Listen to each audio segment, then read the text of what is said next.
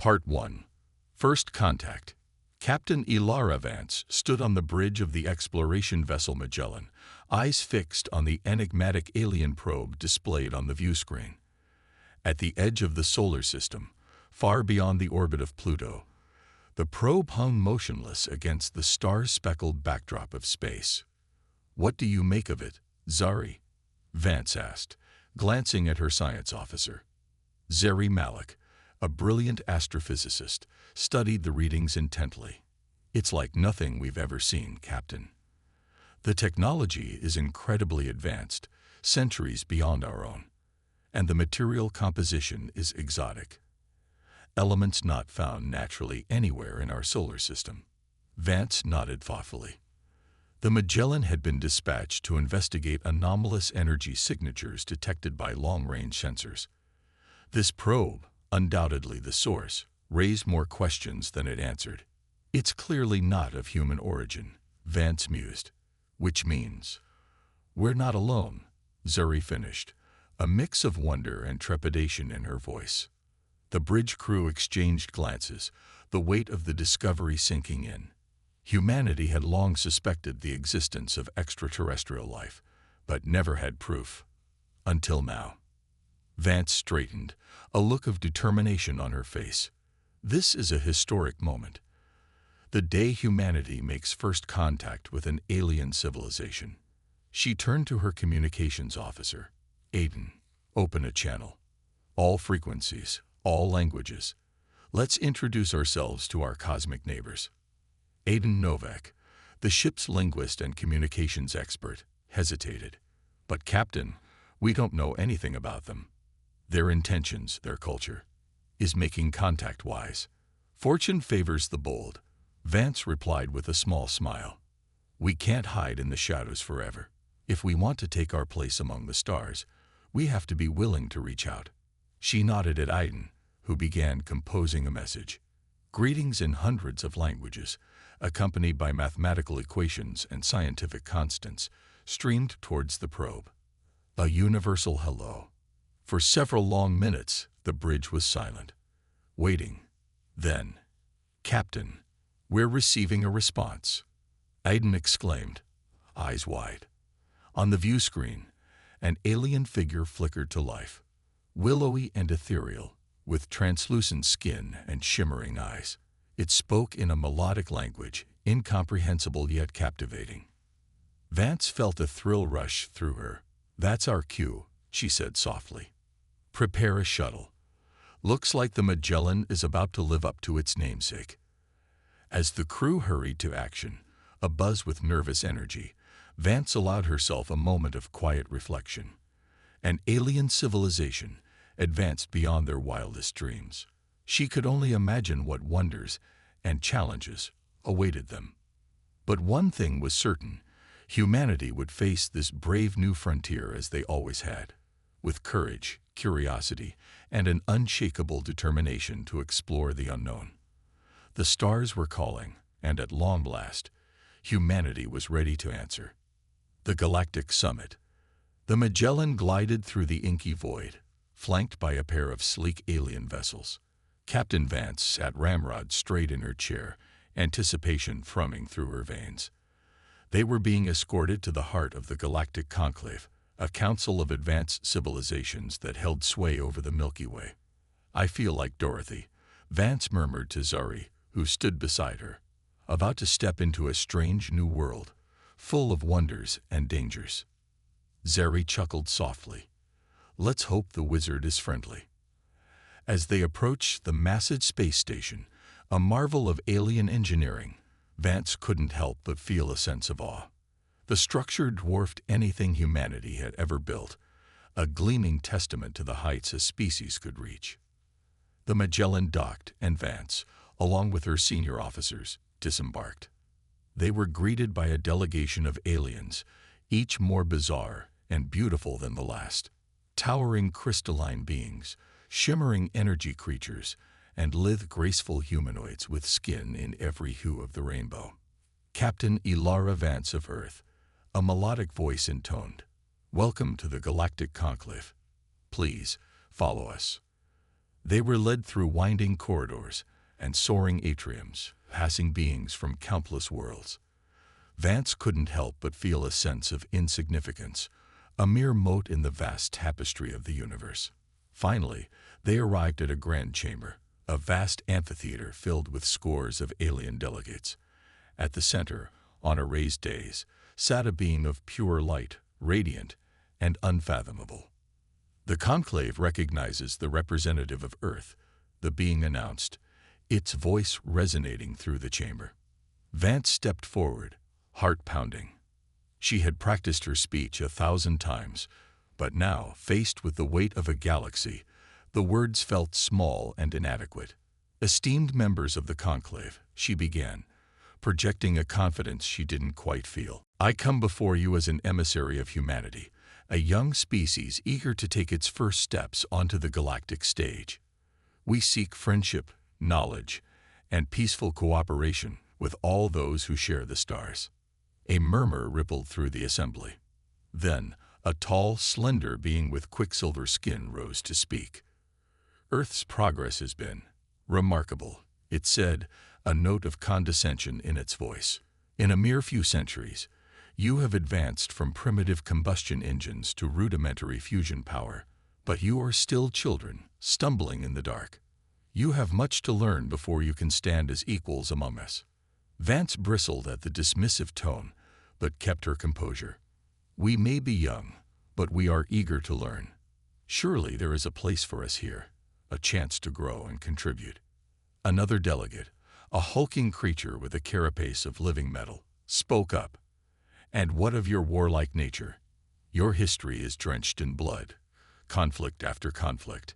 Can we trust such a volatile species with the secrets of the cosmos? Vance met the alien's gaze unflinchingly. We have made mistakes, it's true, but we have also learned from them. Every war has taught us the preciousness of peace. Every struggle has fueled our determination to be better, to reach higher. We may stumble, but we always rise, stronger and wiser than before. The debate raged on, voices rising and falling like the tide. Some spoke in humanity's defense, admiring their tenacity and potential. Others cast doubt, wary of the upstart species and their disruptive presence. Through it all, Vance held fast, a beacon of resolve in the face of scrutiny. She knew the fate of her species hung in the balance, and she would not see them relegated to the shadows, denied their rightful place among the stars. As the conclave adjourned, no consensus reached, Vance returned to the Magellan, mind ahurl with the day's events. The path ahead was uncertain, fraught with challenges and opposition. But one thing was clear: humanity would not be deterred. They would prove their worth, not through words, but through deeds, and the galaxy would soon learn the depths of human determination. The ultimatum. Captain Vance paced the length of her quarters, frustration etched in every line of her face. The conclave's dismissal of humanity gnawed at her, a festering wound to her pride and sense of justice. They treat us like children, she fumed to Zari, who sat calmly on the edge of the bed. As if we're some primitive species, unworthy of a seat at the table. Zari sighed, her eyes full of understanding. They fear what they don't understand, Ilara, and humanity's rapid progress unsettles them. We're an unknown variable in their carefully ordered equations. Vance paused, running a hand through her hair. So what do we do? How do we convince them that we're ready, that we deserve to be heard? Before Zari could respond, a chime sounded at the door. Enter, Vance called, straightening her posture. Aiden stepped into the room, his face grave. Captain, we've received a message from the conclave. They've reached a decision. Vance felt a chill run down her spine. And they're giving us an ultimatum. Either humanity agrees to limit its technological advancement and submit to conclave oversight, or, Aiden swallowed hard, or we'll be barred from any contact with the galactic community, isolated and alone, left to fend for ourselves. Vance stared at Aiden, shock and anger warring within her. They can't do that, she whispered. They have no right to dictate our future, our destiny. Zeri placed a calming hand on Vance's shoulder. They believe they do. To them, we're a risk, a wild card that could upset the balance they've maintained for eons. Vance closed her eyes, taking a deep breath. When she opened them again, they burned with determination. We won't accept this. I won't let them clip our wings, not when we're just learning to fly. She turned to Aiden. Send a message back. Tell them I need time to confer with Earth's leadership, that a decision of this magnitude cannot be made lightly. Aiden nodded, a glimmer of understanding in his eyes. Buying time. Smart. As he left to relay the message, Vance turned to Zari, a fierce light in her gaze. We're not going to roll over and surrender, Zari. We're going to show them what humanity is capable of. Zari raised an eyebrow. What do you have in mind? A slow smile spread across Vance's face. We're going to do what we do best. Innovate. Create. Push the boundaries of what's possible. And we're going to do it right under the Conclave's nose. She began to pace again, her mind racing with possibilities. We have some of the brightest minds in history on this ship. Scientists, engineers, dreamers. If we put our heads together, pool our resources, we can make leaps and bounds they can't even imagine. Zeri caught on, excitement kindling in her eyes. A secret project, a crash course in human ingenuity. Vance nodded, adrenaline surging through her veins. We'll show them what we're made of. And when the time comes, we'll stand before the Conclave, not as supplicants, but as equals. She clasped Zeri's hand, a current of understanding passing between them. They were embarking on a dangerous path, one fraught with risks and unknowns. But they were human. They had faced the void and emerged victorious, had carved a path from the caves to the stars through sheer tenacity and will. And now, faced with the greatest challenge of their species' history, they would do what they had always done. Project Prometheus. In a secluded corner of the Magellan, far from prying eyes, Captain Vance gathered her chosen few. The best and brightest Earth had to offer. Brilliant scientists, visionary engineers, and unconventional thinkers. They were the heart and soul of Project Prometheus. What we're about to undertake, Vance began, her voice low and intense, will decide the fate of our species. The Conclave believes we're not ready, that we're too volatile, too unpredictable to be trusted with the secrets of the universe. We're going to prove them wrong. She paced before the assembled team, eyes alight with purpose. We have 1 month. 1 month to make leaps and bounds in our understanding, to push the boundaries of what's possible. 1 month to show the galaxy what humanity is capable of. The team exchanged glances, a mix of excitement and trepidation in their eyes. They knew the stakes, the weight of responsibility on their shoulders. Dr. Lena Soren, a brilliant physicist, spoke up. What's our focus, Captain? What areas do we target? Vance smiled, a fierce, determined thing. Everything. We push on all fronts. Advanced propulsion, quantum computing, neuroscience, materials science.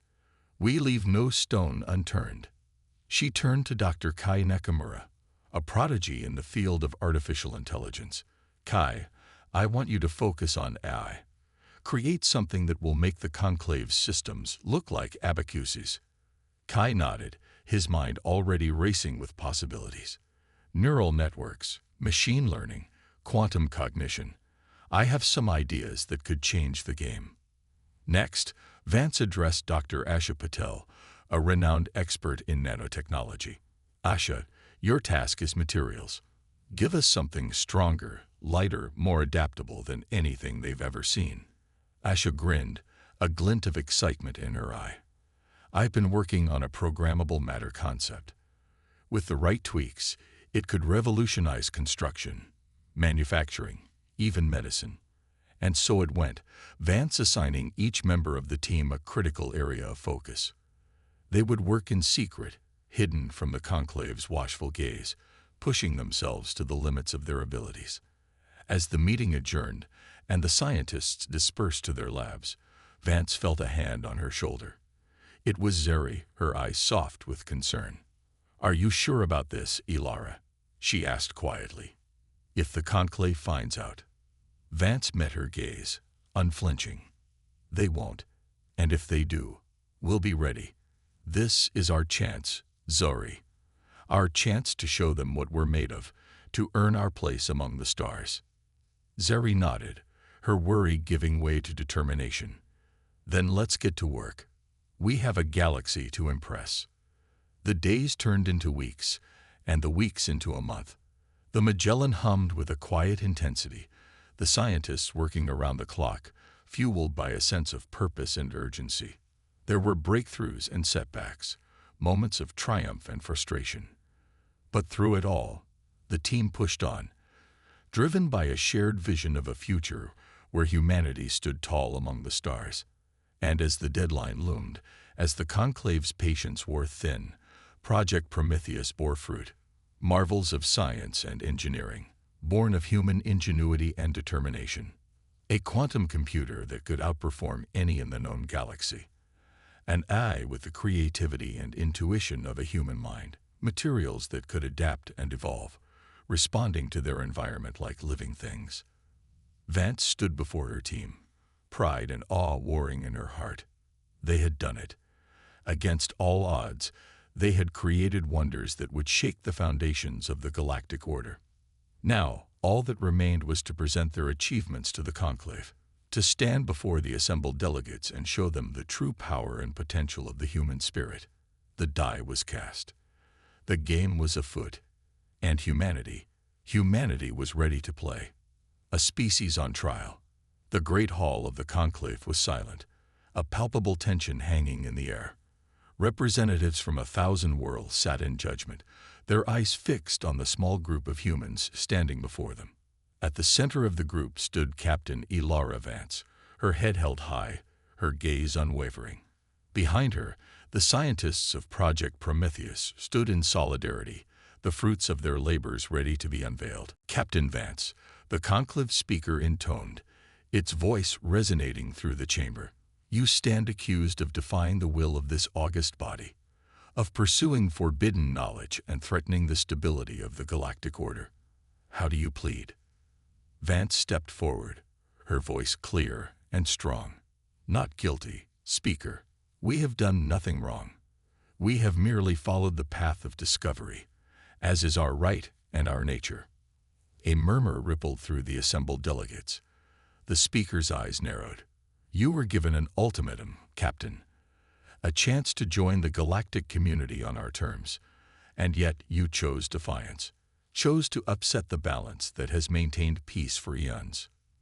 Vance shook her head. "No, Speaker. We chose to be true to ourselves, to not let our fate be dictated by others. We chose to reach for the stars, to push the boundaries of what's possible, as we have always done." She gestured to her team, to the marvels they had wrought. "Look upon what we have achieved. In a mere month, we have created wonders that rival anything in the known galaxy, and we have done it not through magic or trickery, but through the power of the human mind, through innovation, creativity, and sheer determination." The hall erupted into chaos, delegates shouting over each other, some in outrage, others in awe.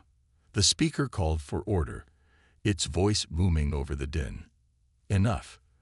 The human speaks of wonders, yet we have seen nothing.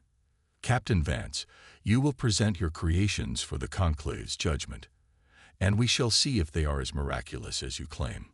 One by one, the scientists stepped forward, revealing their breakthroughs.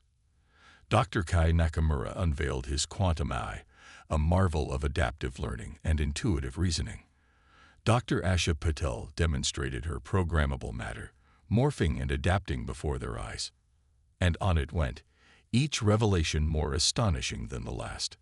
The conclave watched in stunned silence, some unable to comprehend the magnitude of what they were witnessing. As the last presentation ended, Vance stood tall, a quiet pride in her eyes. "This is what humanity is capable of, Speaker. When faced with a challenge, we rise to meet it.